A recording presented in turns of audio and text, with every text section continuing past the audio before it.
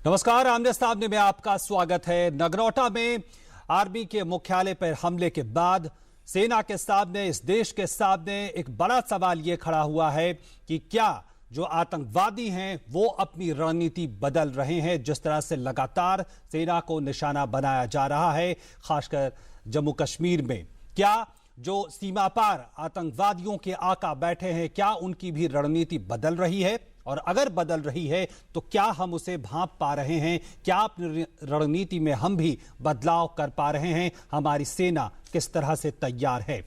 इसी पे आज बातचीत करेंगे। आमने सामने क्या क्या सवाल इस पूरे मसले से सामने आते हैं, शुरुआत करते हैं और सबसे पहले देखते हैं इसी से जुड़ी कुछ तथ्य ग्राफिक्स के जरिए। आइए नजर डालते हैं इन ग्राफिक्स पे। तो यह है कि पिछले एक साल में सैन्य बलों पर तीसरा बड़ा फिदायिन हमला इसे कहा जा रहा है। मंगलवार को नगरोटा में आर्मी के 16वीं कोर के तोपखाने पर हमला हुआ और जहां 7 वीर शहीद हुए, जिसमें से 2 अधिकारी भी शामिल थे। और इससे पहले सितंबर में उरी के ब्रिगेड मुख्यालय, वहां पे हमला हुआ था। उसके बाद काफी सेना ने कोशिश की, तो वहां भी 19 वीर जवान शहीद हुए थे। जनवरी में इससे पहले पठानकोट एयरबेस पर भी हमला हुआ था। तो एक साल में 3 बड़े फिदायिन हमले कहे जा रहे हैं। पठानकोट में भी 7 वीर शहीद हुए थे हमारे। सवाल यह कि क्या बदल रही है पाक समर्थित आतंकवादियों की रणनीति? ये एक बड़ा सवाल है। और क्या आम लोगों के साथ अब सेना भी है सीधा निशाना? क्या ये एक बड़ा सवाल है? और कश्मीर में कम से कम कहा जा रहा है 3 आतंकी संगठन सक्रिय हैं कम से कम। और सर्जिकल स्ट्राइक के बाद कितने हालात बदले हैं, क्या परिस्थितियां बदली हैं, और सीमा पर तनाव के क्या मायने हैं? क्या घुसपैठ तेजी से हो रही है, उसका भी क्या ये एक परिणाम है? क्या स्थानीय समर्थन के सूत्र भी हैं? क्या इस तरह के हमले बिना स्थानीय समर्थन के हो सकते हैं? क्या आतंकी संगठनों पर दबाव बढ़ा है, खासकर जिस तरह से सेना जवाब दे रही है?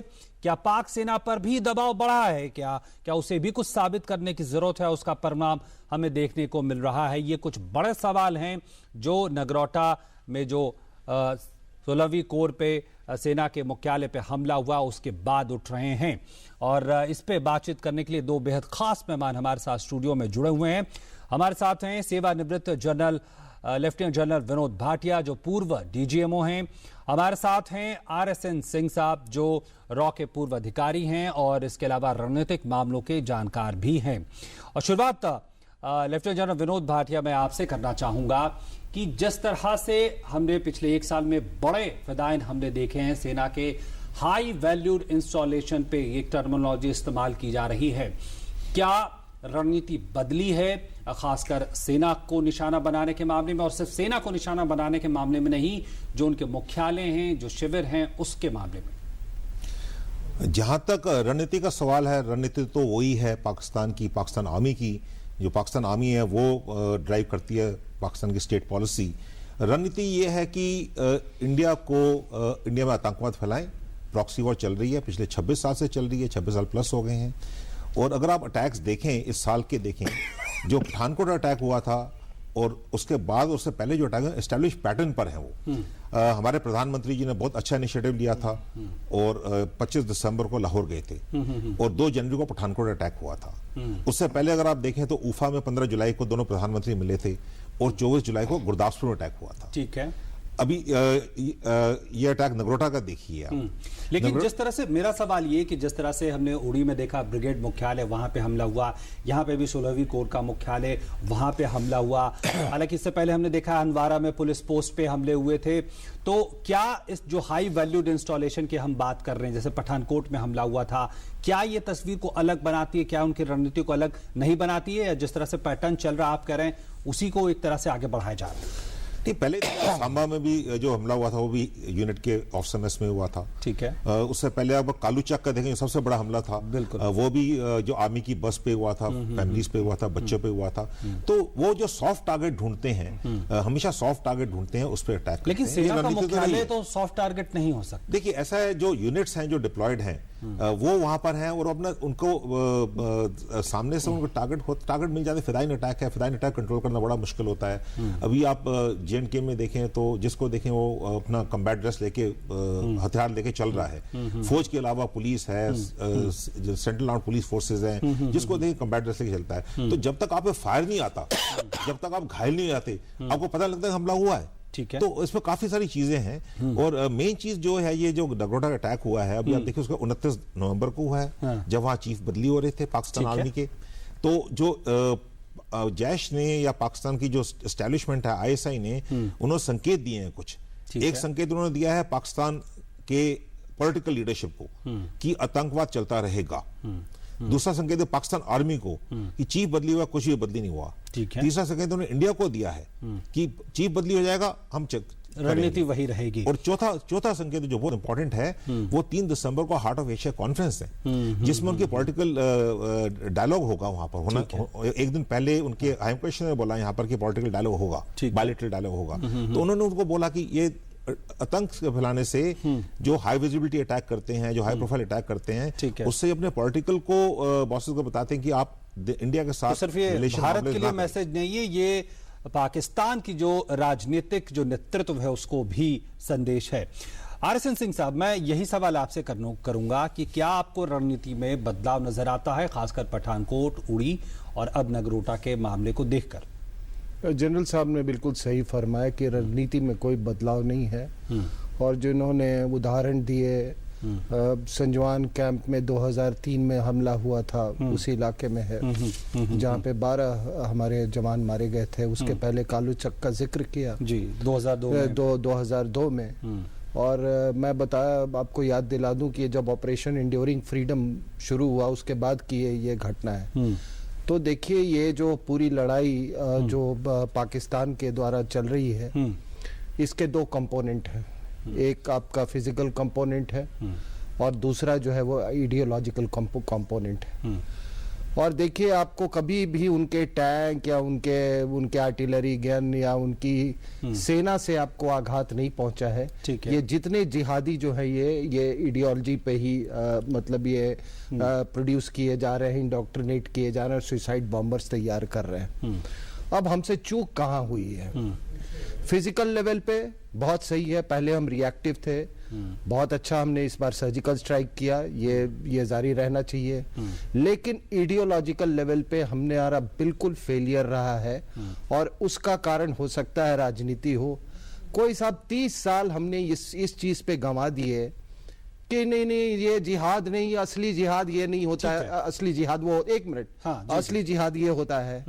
उसके बाद और समय हमने गंवा दिया कि इसका धर्म से कुछ लेना देना नहीं है, उस पे गंवा दिया हमने।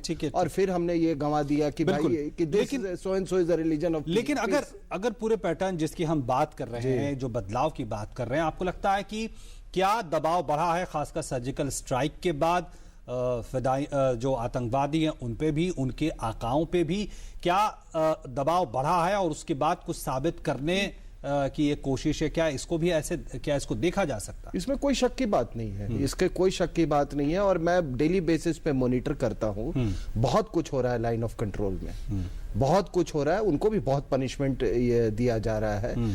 लेकिन आपने उसके साथ एक और सवाल आपने पूछा था कि फौज, सेना लाइन ऑफ कंट्रोल पे एक एग्रेसिव पोस्चर ले सकती है। लेकिन आपने कहा, एक सवाल पूछा था शुरू में कि क्या यहाँ पर तो लोग नहीं मदद कर रहे हैं? तो साहब देखिए, ये फॉर्मर DGMO साहब हैं और एक प्रोफेशनल सोल्जर रह चुके हैं। जब हमारे यहाँ कोई रेड होता है आर्मी में, तो आप एक क्या करते हो, आप अंदर में जाके एक फॉर्म बेस बनाते हो या पेट्रोल बेस बनाते हो, तो उसके बाद आप ऑपरेशंस करते हो, ठीक है। यहाँ पर आपने बिल्कुल कश्मीर घाटी को आपने फॉर्म बेस बना के दे दिया है। उस फॉर्म बेस को छेड़ने का किसी की हिम्मत नहीं है। और उस फॉर्म बेस में पहले तो कश्मीरी हिंदुओं को वहां से निकाल दिया गया फॉर्म बेस और कंसोलिडेट नहीं, ये बड़ी अहम बात है। बिल्कुल ये होता रहेगा। ये अहम बात है कि जिस तरह से उनके पास जो पुलिस की वर्दी थी, वो कहां से उपलब्ध हुई, वो स्थानीय पुलिस की वर्दी थी और तमाम इस तरह के सवाल। ये लॉजिस्टिकल सपोर्ट के बिना लॉजिस्टिकल और साइकोलॉजिकल सपोर्ट के बिना ये हमले कभी भी नहीं हो सकते हैं। लेकिन इसमें एक बात और निकल कर आ रही है, और लेफ्टिनेंट जनरल विनोद भाटिया साहब आपसे जानना चाहूंगा। ये बात कही जा रही है कि जिस तरह से जो पैटर्न है वो ये बताता है कि सीमा के अंदर घुसे और तुरंत हमला कर दिया। एक इसकी कहानी एक ये बताई जाती है, यानी उसमें वो आराम नहीं कर रहे, उसमें कोई उसमें किसी तरह की तैयारी नहीं, वो तैयार होके आ रहे हैं और सीधा हमला कर दे रहे हैं। एक दूसरा जो जिस तरह से RSN सिंह साहब भी कह रहे हैं कि एक तो ये कि वो यहाँ आके कुछ समय बिता के पूरी तैयारी और तमाम तैयारियों के बाद हमला कर रहे हैं। इन दोनों जो लाइन है, जो इसमें आप किसको सही मानते, कैसे इसको आप देखते हैं? देखिए, दोनों चीज ही है वहां पर। कई अटैक्स ऐसे हैं, जैसे नगरोटा का है, वो टनल बना के आए थे, घुसपैठ की उन्होंने और जाके अटैक किया। वैसे ही ये बमियाल से आए थे, पठानकोट पे अटैक किया। तो ये तो है, लेकिन आप ये देखिए कितने अटैक इनके नासफल हुए हैं, टेररिस्ट अटैक। वो भी देखिए आप, कुपवाड़ा में हुआ, बारामूला में हुआ, कुलगाम में हुआ। तो ये नहीं कि हर एक जगह इनको सफलता मिली है, कई जगह सफलता नहीं मिली है, बहुत जगह सफलता नहीं मिली है। तो जो तो अटैक हम न्यूट्रलाइज कर देते हैं, काउंटर इन्फिल्ट्रेशन न्यूट्रलाइज कर देते हैं, वो तो खबर बनती नहीं है। तो वो भी देखना पड़ेगा हमको कि इस साल में कितने इन्फिल्ट्रेशन अटेम्प्ट हुए, उसमें कितनी इन्फिल्ट्रेशन हुई है। अभी आप ये देखिए, दिसंबर का महीना शुरू हो गया। तो आप ये कह रहे हैं कि यहाँ पे दोनों पैटर्न है, यानी कि वो सीधे सीमा पार से आके सीधे अटैक कर रहे हैं, और ये भी पैटर्न है कि जो दूसरा जो पहले से रहा है कि यहाँ आकर पहले उन्होंने तैयारी की और छानबीन की, उसके बाद वो अटैक किया। जी, RSN सिंह। नहीं, मैं ये कहना चाहता हूँ कि ये यकीन करना बहुत मुश्किल होगा कि जो टनल से लोग आए वो इसी अटैक में शामिल थे, या फिर वो जाके अपने वो मर्ज कर गए जाके कहीं घाटी। क्योंकि ये कहानी ये भी है कि इसमें से एक कोई उड़ी हमले में भी शामिल, इस तरह की भी बात है। लेकिन जो जनरल साहब ने कहा, मैं भी इस बात पर इसरार करना चाहूंगा कि ये तमाम लोग ये फेलियर हियर फेलियर देयर, साहब कहीं फेलियर नहीं हुई है। एक हमला हुआ, आप कोई ऐसा हमला बता दो जहां पे जो ये फिदाइन है जो वो मारे नहीं गए हो। अब आप ये जब लड़ाई चल रही है तो कैजुअलिटी इस साइड होती है, वो सुसाइड बॉम्बर है। और इन्होंने शुरू में सही फरमाया कि एक सुसाइड बॉम्बर जो है वो इनिशियल स्टेजेस में कुछ ना कुछ कैजुअलिटीज ले ही लेगा। जी, बिल्कुल, तो लेकिन ये कहना हमने कभी भी इनको एस्केप नहीं करने दिया, सबको न्यूट्रलाइज किया गया है। ठीक है, तो उस नजरिए से हमको हमेशा सक्सेस मिला है। इसलिए ये this failure here failure there, वो बात बिल्कुल निश्चित तौर पर, और जिस तरह से बात नहीं है। विनोद भाटिया साहब कह भी रहे हैं कि वो खबरें सुर्खियां शायद उतना नहीं बनती जब सेना सफलता प्राप्त करती है और जिन ऑपरेशन या आतंकी कोशिशों को नाकाम किया जाता है। लेकिन सवाल ये है कि क्या रणनीति बदल रही है, और सवाल यह भी है कि क्या उसके हिसाब से हमारी तैयारी कितनी। इस पे बात करेंगे एक छोटे से ब्रेक के बाद। People think techies are chained to their desks. Not me. I run UAVs. You know, drones. I have to say, it's pretty awesome. I grew up playing video games, and who would have thought that'll help me defend my country? Not my mom, at least. We get there first and see what's around the corner so that there are no surprises for the rest of the team. We go everywhere, working with the latest and the best technology, but no Facebook. We are India's most exciting workplace, and we are making you an offer. The Indian Army. Live a life less ordinary.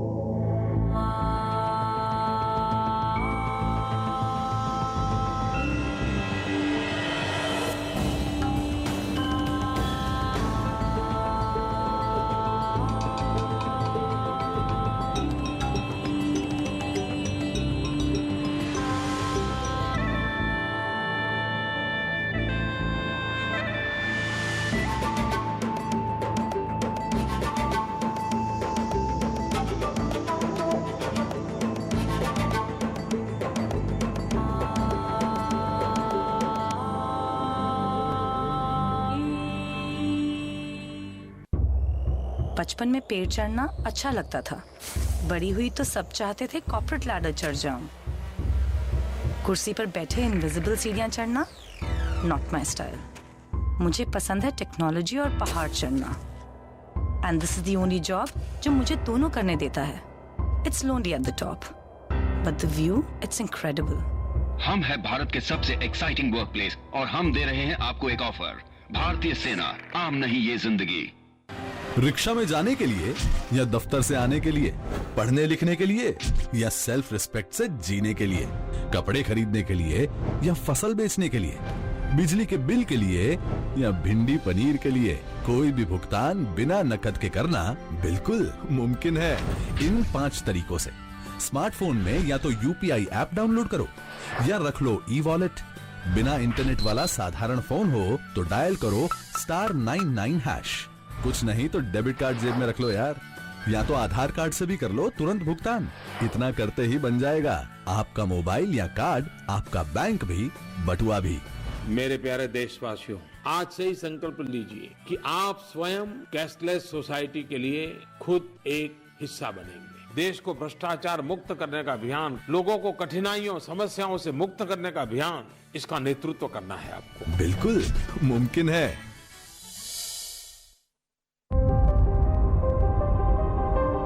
पांच महासागरों में तैरने वाली ये दुनिया की सबसे युवा तैराक है।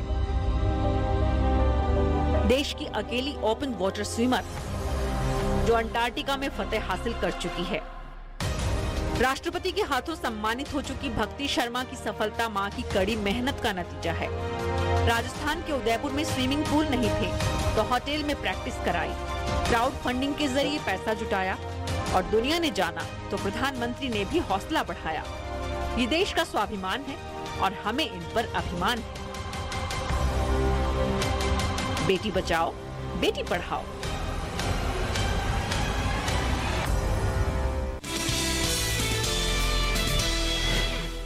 और ब्रेक के बाद एक बार फिर से आपका स्वागत आमने सामने में। और हमारे सामने सवाल यही है कि जो नगरोटा में सेना के मुख्यालय पे हमला हुआ है और उसके पहले भी हमने उड़ी में और उसके पहले पठानकोट में हमला देखा। सवाल यही कि क्या आतंकियों की और उनके आकाओं की रणनीति बदल रही है, और इसी पे हम चर्चा कर रहे हैं। हमारे साथ लेफ्टिनेंट जनरल सेवानिवृत्त विनोद भाटिया, पूर्व डीजीएमओ, RSN सिंह साहब जो रॉ के पूर्व अधिकारी और रणनीतिक मामलों के जानकार हमारे साथ जुड़े हुए हैं। विनोद भाटिया साहब, एक बात ये कही जा रही है कि जिस तरह से हमने देखा था पंपोर में जो हमला हुआ था उसमें सेना ने जिस तरह से पूरे कार्रवाई को अंजाम दिया उसमें कोई नुकसान सेना को नहीं हुआ। उसके पहले हंदवाड़ा में भी पुलिस पोस्ट पे हमला हुआ था, उस पूरे मामले को जिस तरह से हैंडल किया गया उसमें भी सेना को कोई नुकसान नहीं हुआ था। और उसके रक्षा मंत्री उन्होंने बयान भी दिया था कि जरूरत यह है कि गैर जरूरी खतरा न उठाया जाए, चौकन्ना रहा जाए। क्या ये सेना अपनी रणनीति को लेकर इन पूरे मामले को लेकर कुछ बदलाव की तरफ इशारा कर रही थी? और जब इस तरह के मामले हो जाते हैं तो हम कैसे इनमें सामंजस्य देख सकते हैं, कैसे इसमें कोई हम एक धारा ढूंढ सकते हैं? देखिए, जैसे जब भी एक आतंकवादी हमला होता है उसके बाद हम पूरा उसको स्टडी करते हैं, केस स्टडी होती है उसकी, और उससे जो हमें लेसन्स मिलते हैं हम उसको इम्प्लीमेंट करते हैं। ये नहीं कि नहीं होता, ये होता है। अभी पैम्पोर में देखिए, वहां पर हमें नुकसान हुआ, 2 ऑफिसर्स थे मेरी रेजिमेंट के थे वो जो शहीद हुए, लेकिन हमने उसमें बाकी को नुकसान नहीं होने दिया। ये सिर्फ इंडियन आर्मी में होता है, बाकी जगह तो बाकी देशों में टैंक इस्तेमाल करेंगे, हेवी आर्टिलरी इस्तेमाल करेंगे, वो इतनी बड़ी बिल्डिंग थी उसको नीचे ले आते वो। लेकिन हमने सबसे पहले पैम्पोर में जो सिविलियंस थे वहां पर हमारे जो लोग थे उनको बाहर निकाला सेफली। उनको बाहर निकालने के बाद हमने आतंकियों को मारा, लेकिन ना हमने जान का नुकसान होने दिया और ना हमने वहां पर किसी को हानि आने दी। तो ये देखिए उसको। वैसे बाकी जगह भी आप देखेंगे तो बहुत अच्छा ड्रिल्स रही हैं हमारी, बहुत अच्छा हमने काउंटर अटैक दिया है। और जैसे आर सिंह साहब ने बोला, कहीं भी हमने आतंकवादी को छूट के जाने नहीं दिया। जब भी हमारे हमला हुआ है उसको हमने न्यूट्रलाइज किया है और पूरी सफलता प्राप्त की है। कहीं की जगह पर हमने कीमत जरूर चुकाई है और कहीं पे ज्यादा चुकाई है, और फिदाइन अटैक में होगा क्योंकि शुरू का जो हमला होता है उसमें हमारा नुकसान हो जाता है। लेकिन अगर हम उड़ी ब्रिगेड मुख्यालय पे हमले से और अब बात अगर हम करें जो नगरोटा में हमला हुआ है, तो क्या जो लेसन्स थे, क्या जो चीजें थी जो वहां से यहां तक हम सीख पाए हैं, किस पे काम हो पाया है? क्योंकि एक मोटा सवाल यही होता है कि वहां पे भी ब्रिगेड मुख्यालय था, यहां पे भी 16वीं कोर का मुख्यालय था। ये जो अटैक अभी जो टेररिस्ट अटैक हुआ ये आरटी रेजिमेंट पर हुआ है। तो सोलापुर के मुख्यालय पे नहीं हुआ, उनके साथ है, 3 किलोमीटर दूर है वहां से। तो रोड पर यूनिट है, तो यूनिट पर किया गया उन्होंने। और वहां पर ये नहीं कि उन्होंने अच्छा रिएक्शन दिया है उन्होंने, लेकिन उन्होंने बिल्कुल ऑफ द मेस चुना है जहां पर फैमिली भी थे, उनको नुकसान नहीं होने दिया। और इनिशियली जो सेंट्री को उन्होंने पूरे एक्सप्लोर करके अंदर आए, तो नुकसान हमारा हुआ है। ठीक है, ठीक है। बिल्कुल। RSN सिंह साहब, अगर इसी सवाल को मैं आपसे आपके सामने रखना चाहूं कि सेना किस तरह से बदलाव कर रही है, जिस तरह से चुनौतियां बढ़ी हैं, जिस तरह से हम लगातार इसका जिक्र कर रहे हैं, क्या पैटर्न में बदलाव कुछ सेना भी कर रही है कि नुकसान कम से कम हो? इस तरह की कोशिशें हमने पहले भी देखी। नहीं, देखिए, एक तो जो इंटरनल सिक्योरिटी अरेंजमेंट्स होता है, यूनिट के जो सिक्योरिटी अरेंजमेंट्स होते हैं, वो तब्दीली उसमें होती रहती है। लेकिन सवाल अब ये है कि आप अब जैसे जहाँ पे अटैक हुआ नगरोटा के पास में, या आप NH1 अल्फा ले लें और आप ड्राइव करें NH1 अल्फा में, तो दोनों तरफ आपको केवल फौजी यूनिट्स मिलेंगे। अब सोचने वाली ये बात है कि क्या हम अपने जवानों को हम फ्रंटियर के लिए उनका माइंडसेट हम रखें, या उसको हम एक पुलिस ड्यूटीज पे उनका माइंडसेट रखें? ठीक है। ये अपने आप में एक बहुत बड़ा ये है। बिल्कुल, ये बहुत अगर आप ये कहते हैं कि भाई पूरा का पूरा हिंदुस्तान वॉर जोन बन गया, तो आप कहीं फैमिलीज नहीं रह सकते, बच्चे स्कूल नहीं जा सकते, और खास करके मान लो आप यही डिक्लेयर कर देते हो कि JNK एक वॉर जोन बन गया है, वहां पर ना कोई फौजी परिवार रख सकता है, नहीं ये रख सकता है। बुनियादी सवाल है ये, बिल्कुल। तो ये भी मुमकिन नहीं है। तो मैं बार बार ये कहता हूं कि आप दिल्ली कैंटोनमेंट, आप तो अभी दिल्ली में हम बैठे हुए हैं, आप जाके कैंटोनमेंट देख लो।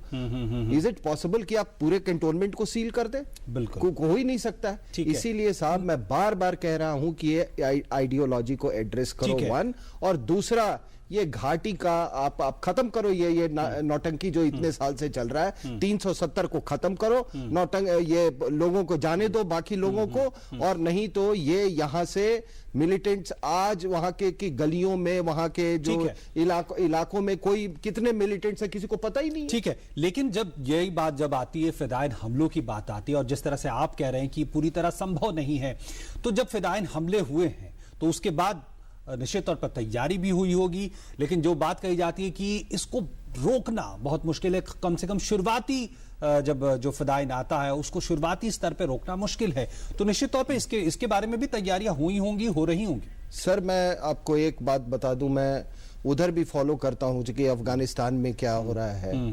जो NATO फोर्सेस और अफगान नेशनल सिक्योरिटी फोर्सेस के खिलाफ जो ये फिदायन हमले हुए हैं, वो स्केल और मैग्नीट्यूड में कहीं यहाँ से ज्यादा है सर। और उन्होंने वो नहीं फॉइल कर पाए हैं, जितनी सक्सेसफुली हम उनको रोक सके, उतने सक्सेसफुली नहीं रोक सके। वहां तो एक ह्यूमन बॉम्ब का भी एंगल होता है। वहां तो ट्रक एक्सप्लोसिव के ले जाके यही पाकिस्तान के ऑर्केस्ट्रेटेड जो फिदायन है वहां पर उन्होंने हमले किए हैं। तो ऐसा नहीं है, अगर हम शिकार हैं इस जिहादी उसके, तो वो अमेरिकन और NATO फोर्सेस भी हैं। लेकिन खैर उससे हमको कोई ये नहीं है, लेकिन एक उदाहरण के तौर पे मैं आपको बता मैं एक चीज बताना चाहूंगा यहाँ पर कि जितने फिदायन हमले हुए हैं, इसमें हमारे जितने भी टेररिस्ट हैं, आतंकवाद हैं, वो पाकिस्तानी हैं। ये देखिए, ये मत सोचिए कि वो हमारे वो कश्मीर के लोग हैं, वो नहीं। बिल्कुल, बिल्कुल। ये सिर्फ पाकिस्तानी आते हैं और ये फिदायन बन के आते हैं और फिदायन अटैक करते हैं। ठीक है, अब हमारा समय भी लगभग खत्म हो रहा है। आखिरी में मैं जानना चाहूंगा कि क्या जिस तरह से ये तमाम बातें सामने आती, विनोद भाटिया साहब, मैं आपसे जानना चाहूंगा, जो उन्होंने कहा कि एक पुलिस का रोल है और एक फ्रंटियर पे सेना जिस तरह से ट्रेनिंग उनकी होती है, क्या इसके बीच में कोई कॉन्फ्लिक्ट है? क्या वो एक समस्या है?